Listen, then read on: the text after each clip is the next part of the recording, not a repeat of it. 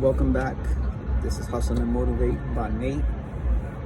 Now, today's topic, it's a very sensitive topic for me personally. Now, this topic is in reference to my mom and how I was born and raised in Brooklyn, but my mom bounced and dipped out of New York. She didn't like New York. She took me, I was maybe 4 years old, born and raised in Bed-Stuy, Kings County Hospital. You know what that is. So for me, I always took that title as a name for me, and I branded on me. I was born a king. So Kings County, I always took king, and I labeled it as that's my royalty.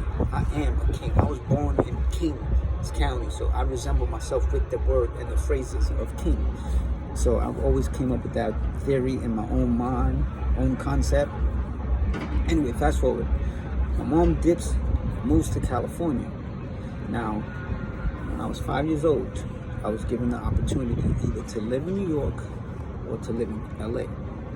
And being that, I was the baby boy in my grandmother's house, I was the first grandkid, I was being treated with the special treatments and given everything. My mom couldn't do everything. She couldn't match my grandmother.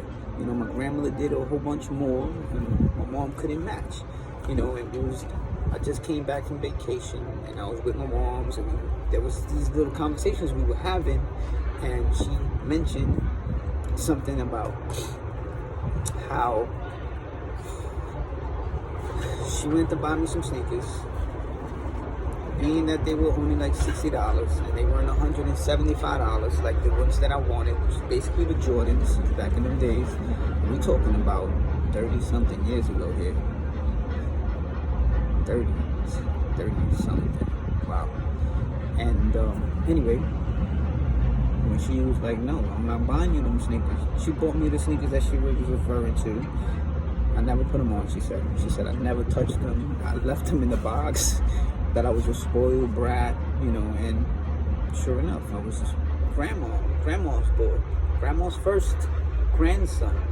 It's like I was given everything when I lived in New York. I lived in LA, I had to live by rules. There was a little more structural. I had to be the man of the house because I was the firstborn. I was the first boy, so I had to take more responsibility. It was more overwhelming for me at the time as a kid, and I didn't want to be part of that. I wanted to be part of the fun, and I didn't want to be part of responsibility at a young age. But today, as I stand here today, I regret it. I regret it with all my heart because I didn't get to grow up with my mother. I never got that motherly love, like on a regular day-to-day basis where you wake up to your moms, as a lot of kids get to have the opportunity to be raised by their moms. I wasn't raised by my moms, I was raised by my grandmother. So there's a level of love, right? Like my mom, she would show you that tough love, but that genuine love. My grandmother showed me that tough love. There's no genuine in between all that. It was tough love. And but she taught me a lot. She always spoke to us positively, always told us what we're capable of, always pushed us. My mom is the same way. My mom always spoke to me. There was this thing my mom used to always have for me. She used to always tell me, son, read. It took her about 28 years. I never listened to her. I used to think she was crazy. It's like, I'm not going to read. Because reading is for people who are in school. Reading is for suckers. Reading is for nerds. Reading is for people who ain't got no life. 29, I went to go see her. And she introduced me to this book. It was called The Secret at the time. But it wasn't the book, The Secret. It was books that were inside of The Secret that gave me a different perspective, a different expectation. It opened up my mind and it opened up my eyes. And there was books by like Ernest Holmes, Catherine Ponder. I bought all her series. I read all her books. Amazing. Favorite book of hers is Dynamic Laws of Prosperity. So it's books like these books that teach you how to build an empire, how to be prosperous, how to be victorious, how to think outside the box. Because we're taught to We're taught in the school to learn how to work for someone else, to be in a system. But we're never taught to be how to get out of the system. We're taught to, we're never taught how to run a business, which I think is very important today. We should be teaching our children on a Monopoly, how to play the game Monopoly, so that it teach them how to what they do with their money, to invest in property, real estate, and stocks and bonds and these kind of things, because it teaches them. You want that generational wealth. You don't want your kids to be stuck in a 9-to-5. You don't want your kids working in a city job. Yes, they have good benefits and all that, but at the end of the day, they're stuck. We don't need kids to be stuck in no system. We need freedom. We need real freedom. And this is something that I'm trying to teach now my daughter at 7 years old. Yes, I understand it's too young, but I feel like it's never too early. And I'm trying to open up her eyes. So I play Monopoly with her. We be playing Monopoly, and I teach her. I always try to show her, open up her eyes, and do the exact same little increments and strategies my mom tried to do to me that I didn't embrace, I didn't accept, that I didn't open up my eyes, I didn't do anything in reference to what my mom was trying to reveal to me. Anyway, when I was 28, back to that story. She tells me this book. I read the book, but the books that were inside of the book, there were quotes that stood out to me, that touched me, and sparked these little flames in my mind. And from that book, actually, I started going to the gym. After the gym, I started writing. After I started writing, it was these two passions that just came up together just naturally. And I've never stopped writing since then, and I've never stopped going to the gym since then.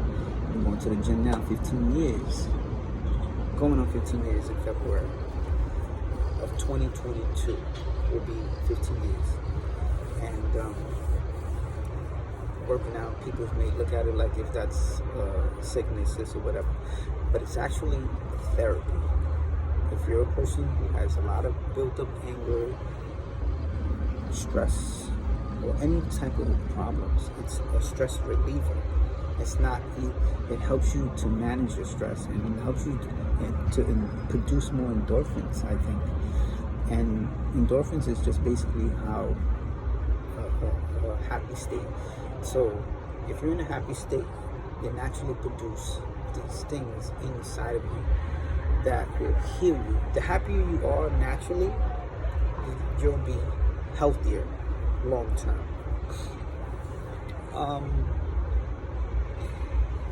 And now rewind to the beginning. When I was 5 years old, I had the choice of living in New York or LA. I chose New York. Like I said, I didn't have responsibilities. I was a child, I didn't want to be put in the position in the chair of a man responsibility. I wanted to continue to be a kid at 5. My mom was trying to make me be a man. I was 5 years old. I wasn't trying to be a man. I was trying to be a kid. So anyway, as I'm being this kid at 5 years old, come to New York. Of course, there's stories behind stories that I will get into eventually, but I'm not going to touch on that right now. Moved to New York, and I feel like this is a topic that's going to be very sensitive to me. I feel like my mom kept certain things hidden from me, but she gave me the options to live in New York or LA. Now I chose New York. Now that I chose New York today, to this present day and moment, I regret it. I wish I was still with my mom. I wish I would have stood there. I wish I would have been raised by her. I wish I would have been having that motherly love and structured and the upbringings and her wisdom and her knowledge, her insight. She's a strong-minded woman, very strong-minded woman. She's persistent, she's resilient, she's consistent, she's determined, she's a hustler, she's my role model. I love my mom. It touches me how special she is to me. And even at this moment, she is my guiding light. I love my moms, and I missed out on a crazy gap of years that I didn't get to have with her throughout this time, which I regret today. See, I could be vulnerable. No shame in my game. Like I said, it's a touchy, sensitive topic. My mom's, I wish I would have had that guidance that I didn't get. We'll touch on that in a second. She's everything to me. I'll give it all up just to be in her presence again. And I call this the second half of my life. I lived my first half. You know, I chose to do what I wanted to do. I did what I did, which I'm learning to live with this regret. But at the same time, it was meant for this to happen this way for whatever reason. You know, if I could, I wish I could rewind the time, be raised with her, live with her, and have that motherly love upbringing. And if it wasn't for her, you know, I wouldn't be here. You know, and she did what she thought was best for me, giving me an opportunity, giving me a chance, and allowing me to have a choice, a voice, which I think is very important too. You know, I don't take anything for granted from both ends. You know, I had the opportunity to live in New York and be raised in New York, but as well, I had an opportunity and the chance to live in LA. I lived in LA. I know what it is.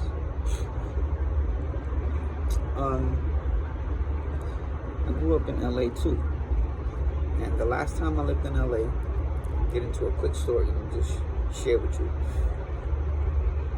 The last time I was in LA, I was 11 years old to 12. As soon as it was, I don't know what year, but that summer ended. I landed in LA. This is 5th grade going to 6th grade. As soon as I land off the plane, about 2 weeks later, my little sister tells me that there's a kid that was picking on her. Now this kid, we're all in the garage. It's me, the kid that picked on her, my sister, and like 3 other kids. So we're in like a circle talking, and my sister told me which guy it was. So I come from behind, right? So we're all standing, and I put my foot in front of him, and I pushed his head this way. So when the kid lands and falls, he falls flat on his teeth. When he gets up, all his teeth are gone. And when he starts crying, blood is coming out his mouth, and whatever. My sister looked at me like, I said, New York, California, I'm here. And I had a different mentality at the time. I would do anything to defend my family. There's a code I live by. Don't mess with my family. You cross that line, you're gonna have to deal with a different person than not the rational person that I am. This is totally different individual, especially at that time. It was madman. The kid runs, tells his mom, etc. And my sister knew from then, I'm not the one to play that. I don't play that. So anyway, defending my sister, she knows I would defend her anytime, any day, anywhere. Does not matter. New York, Cali, Chicago, it don't matter. I will lay down mines just so they can live. And that's the definition of love. Let me get into that real topic real quick. Love is willing to do something that you're not willing to do for any typical individual. Love is the signature of giving up your life and doing things that you're not willing to do for anyone else. That's the definition of love, and that's the reason why today society is the way it is. Divorces is high rate, breakups is all the time. People are cheating on each other because the butterflies and all that stuff is not there anymore. That's not love. That's temporary, and it's conditioned. Unconditional love is the real definition of love, not conditional love. Because based on something that you do or you make me feel, then that means it's limited, it's temporary, it's a facade. Nah, we're not doing that. Anyway, back to my sister. So that year, I was 11 to 12. We moved to Victorville. It's like fancy, nice, beautiful house we had. 2-floor house. We had 2 living rooms. Me and my sister had a terrace, a whole balcony that connected to each other's room. We had the sliding doors. My room was huge, massive. It had a queen-size bed and a Lamborghini white Lamborghini car. I don't remember exactly the name. I think it was a Diablo. And think about it. That room, I used to do cartwheels 3 times from wall to wall inside the closet. That was the closet space. And there was 2 big mirrors at the closet doors. And I used to jump out the balcony and, go out and play or whatever. I wouldn't go downstairs. I would jump off the balcony to go downstairs. I wasn't going all the way around the house to get outside. I was jumping off. My sister used to think I was crazy. Back about that house, that same summer, we're talking about all in the same summer, from one summer to the next, in 1 year, broke that kid's teeth. In that house, I got shot in the eye with a BB gun because we was all playing BB gun. We was playing tag, but with BB guns. So this kid, he shot me from far and hit me in the eye. And the excuse I told my mother was, I was running and the pine tree swung like this and smacked me in the eye because I was running so fast that I didn't see it. She knew it. She knew. She told me. She was like, yo, I know it wasn't that. You can't lie to me. You know. But anyway, that's continue. Fast forward. Then there was a time I lived in Cali, and we was in the yellow bus because every time I went to a school, they always distributed me to another neighborhood. But luckily, I went to Riverside Drive School. It was another neighborhood. It was a rich, fancy neighborhood. So I was going to school with all the, the Caucasian kids and the rich kids and the Asian kids. When I was in the 3rd grade, this is a whole nother time. I was on the bus, took my textbooks out, opened the window, took my textbooks out, and flung each textbook on the highway, and it was hitting people's windshield, front windshield. The bus driver had to kick me off. They called it citations. If you had 3 citations, you were getting kicked off. I got kicked off already. That was the last one. That was the last straw. All I remember is my mom beat the living life out of me. Because she told me, how do you think you're going to get to school? Who's going to take you? I work. I work and I get up early every day. I cannot get up extra earlier to take you to school. So, I used to be like, well, this is my ticket to go back to New York. But that was in the 3rd grade, going into 4th. At that time, I was a wild little, I was just a loose cannon. I didn't have any structure. I didn't know what was right from wrong. I knew, but I didn't know. And I would have listened if you did tell me. Fast forward back to the other one. I was 11 to 12. I went to Victorville. So this one in particular day, there was a little gang of kids in the backyard. So there was pine trees that separated. That was technically your wall to your backyard. Behind the pine trees was a big, open, huge field, which connected all the houses to it. So there was a basketball court, there was a tennis court, and there was a playground by the bathrooms. Now, right by the playgrounds, there were slides. There was a bunch of little kids there. So I had just bought a Chicago's hat, fitted. And one of the kids came up to me and said, oh, that's the new Chicago's white hat that just came out. I was like, yeah, it just came out. Got it. So he's like, you have a brother or a cousin or something? When I heard those words, I said, yes, I do. I'll be right back. Went into the house, got into my step-pop's closet, I was a travieso, meaning your hands are touching everything. I went into his closet, pulled out the double barrel shotgun, came downstairs thinking I was Tony Montana, 11 years old, mind you, broad daylight. I'm walking with a shotgun, coming out the backyard like this. When I come out, I said, meet my cousin. And all you saw was those kids scatter like roaches. And they left. I've never seen none of those kids after that day. Never seen them again. My sister used to think I was insane. It's like, yo, this kid's just out of control. He broke the kid's tooth the other day. I mean, a couple of, like a month or two ago. Comes out with a shotgun in broad daylight. Like, what's wrong with my brother? And I think in the New York Times in the 80s, if you recall, if you were in New York in the 80s, before Giuliani, when the mob, I'm talking about when the five families was running the city, not no government, not no mayor, not no nothing. New York was being ran by mobsters. And I'm not going to get into details about that, but when you lived in that era, that mindset, that mentality, it was embedded in you already, just off by the street. There's a street culture, street codes you live by.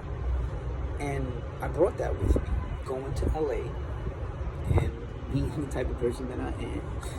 And this is what I was trying to be, something I was trying to do. I don't know, just, you're not gonna rob me. It wasn't gonna rob me back then, like without a fight, without a struggle. It was gonna be a hassle. So I go back, put the gun back in the closet and whatever. My sister never told on me on that one. I'm surprised she never told on me. I thank you for that one. Heather, I will always love you. I appreciate you. I appreciate your judgment, your voiced an opinion. I respect it and I love it.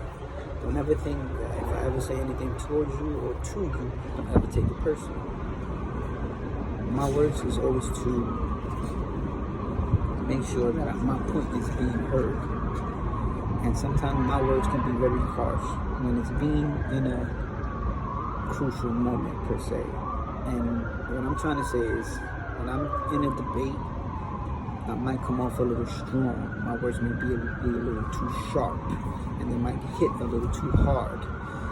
But it's never to hurt or harm. And sometimes I don't filter my thoughts. And this is something that everyone should be taking consideration, because you cannot take back your words when you say something to someone that you love.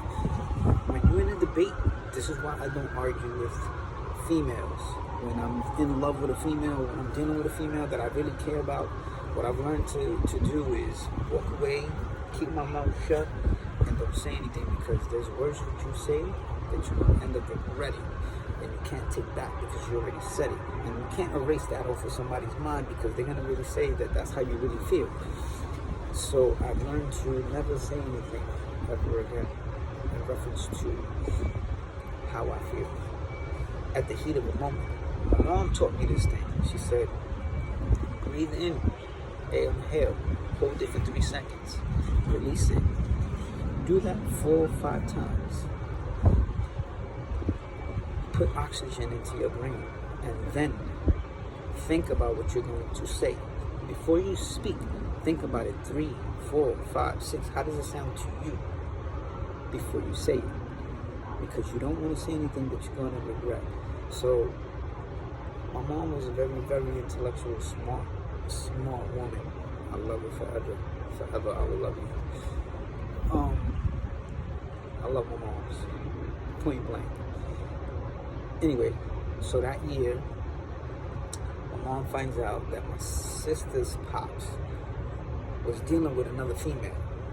As soon as she hears she picked up the phone. She said she picked up the phone that night. She just, I don't know, she had like, you women have an intuition, an instinct. It knows something that's going on. She picked up the phone. She heard another female's voice. And they were talking. I guess she must have, I don't know how long she heard. Whatever she heard, she knew that he was doing his thing. Hung up. Next day, after he went to work, she made me and my sister pack our bags, and we left. and she had just bought a brand new house with this man. She left the furniture, the leather couches, the marble tables, the brand new TV she bought for us, because we had 2 living rooms. One was for the guests, which was all leather cream and marble tables, and then there was our living room, which was for me and my sister. So us, we could watch TV. And what separated both living rooms with a fireplace was in the middle. And that same fireplace faced both sides of the living room. This was a massive house. Anyway, we moved to East LA. Now we're in the hood. So me, a troublemaker in the wrong neighborhood, means more trouble. So she signs me up for school.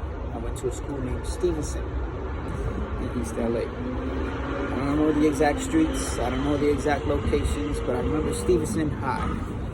Went to Stevenson High. It was like a junior high school. They went from 6 to 8 or 6 to 9, if I'm not mistaken. And these are older kids now. And mind you, I had just left New York from 5th grade, going into 6th. Now I'm in 6th grade. In 6th grade, this is what got me kicked out of LA. Not the fights, not the rumbles, not the tagging in the street, not any of the fights that I did. Not the little girls chasing me like non-stop coming to the house. What got me kicked out of LA was a friend of mine came. My mom had just finished making me dinner. I ate. I went out of the, my mom has a house and has a driveway. And then the gate in front of the driveway. I'm standing outside in front of my driveway. Just, I don't know. It was just a nice waiting for the ice cream truck. I don't know exactly where I was. I was just outside. My friend pulls up and they were like, yo, let's go to the Chronicle on the other side. We'll be back real quick. Real quick. It was 6:30 in the evening. I said, oh, real quick. My mom's not even going to notice because she's going to think I'm in the neighborhood. Real quick. Went to the Chronicle. Stood there till 1 o'clock in the morning. We come back. The kid is like, yo, I gotta go drop you guys off. Where are you guys going? So I can drop you out. So I gotta go home. That night, I said, I'm not going home. My mom would kill me. I ended up sleeping under a highway pathway. So they have these little fake streets, passages over the expressway. So there's dirt and grass that comes down and it touches into the highway. I slept there that night. Next day, we get up, go make our round, and we go back to the Chronicle. And then, after that, after we come back from the Chronicle, we're hanging out or whatever. And 3 days go by. Eventually, fast forward. I get home. I come back Sunday evening. After the Sunday evening Carnival thing, my mom was livid. She was gone. She was ready to rip my head off. What she did was, she said, call your grandmother. She wants to talk to you. I called my grandmother. My grandmother. I heard it. I heard it from here. I heard it from New York to LA. Put it that way. And I was on the next flight back to New York. Before I left, my mom tells me, do you know what you put me through? I called the police department because you were missing. After 24 hours, then they'll look for you. So I had to wait a whole 24 hours. Then I get a phone call from the morgue saying, if you can identify a body, we found a child that got ran over by a train at the train track yard. Can you come in? She said she couldn't even identify if it was me because the kid was, I don't know, she said the kid was splattered, that they needed to get dental records to see if it was me.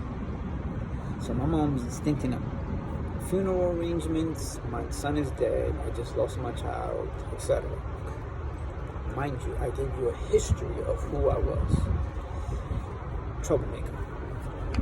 So she put me on the plane. I come back to New York, etc. Now the same kids I was running around on the streets with in LA. One of my best friends from that little clique. His name was Zach. He lived up the block and around the corner from my mom's house. She tells me, oh, Zach just had a little kid, for me not to make her a grandmother early, to wait.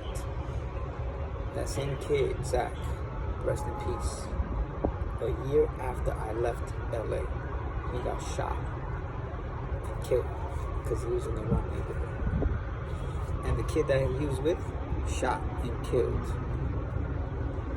If I was still in LA, I would have been shot and killed. So sometimes I think what God does takes you out of circumstances and situations and places you somewhere else just so that you'll be better off for the long term, for the things that we don't see coming or things we don't understand. So don't regret, but don't take it for granted either. So it was like a ticket away from escape. I've escaped death so many times. I'm thankful to God today, still. Thank you. Blessings upon blessings. I'm still here standing, and I have a lot of friends that are dead, that are in jail, that are gone. Which I don't even have too many friends because they say those who are too real and authentic, it doesn't stick, right? So a bee cannot tell a fly that honey is better than eating shit. Flies will eat shit, bees will eat honey. A bee, like myself, don't stick around flies.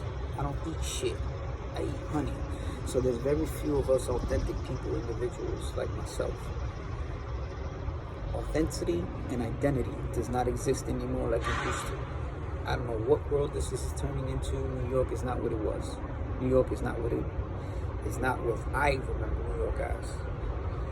I remember New York where you had to walk with a knife in each pocket, front, back, coat pockets, everything. Hoodie, you had a hoodie, you had a knife in it, you had a blade or a box cutter. The streets of New York was different. Today, you don't need none of that. Today, like, men are turning into women, women are turning into men. Like, it's a whole confusion genre going on. But to each his own. I'm not here to judge. I'm just saying it's not what I'm used to. It's just not normal to me. And I'm not here to judge anyone. Please don't take it in any kind of way. But for me, it's not normal. It's not the usual. It's becoming the norm, which is strange because it's like, yo, this is you can't produce life being a woman with a woman. You can't produce life man with a man. It's absurd. But to each his own. Now, that's considered to be genocide. Anyway, on that note, I get shipped back to New York, and I never went back to LA. And the reason why I say and share this is because I was just in LA for 10 days with my daughter, my sister, and my mom. And being in both of their presence, I miss it. I love them, and it's something that I feel like I missed out on. Who knows? God's plan is different than our own.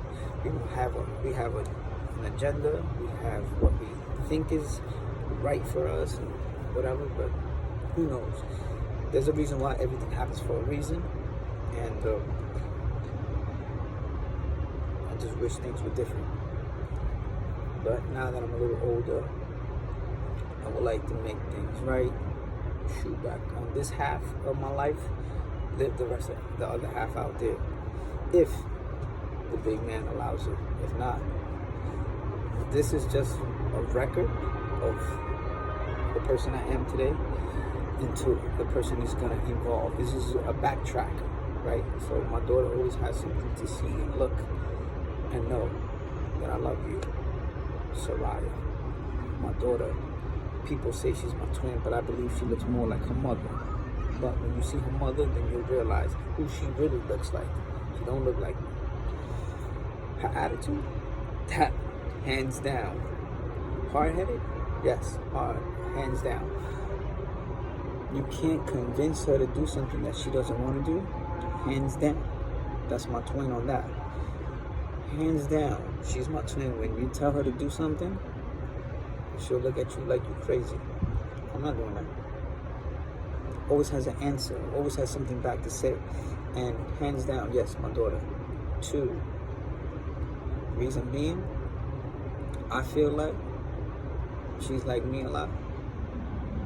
My mom told me one day, you're going to pay for everything you ever did. And the things that I put her through. And I was always afraid of having a child because of those words that my mom told me. I'm afraid of what this little girl is capable of. So my whole goal, my whole motive, my whole perspective, my perception, and everything in reference to my daughter is to hope and believe that she will be different than I was. She could be like this today, but that she'll change and be better for the long run. Now on that, I'm talking a little too much. Now you understand and have a little essence of who I am as an individual, but it's not who I am today. It's who I was. The person that I am evolving on a day-to-day basis is not the same person I was yesterday. Still not the same person I was 15 minutes ago. This is me always evolving to be better on a new platform every day. On that one, let's catch you on the next one. Sorry to keep you so long.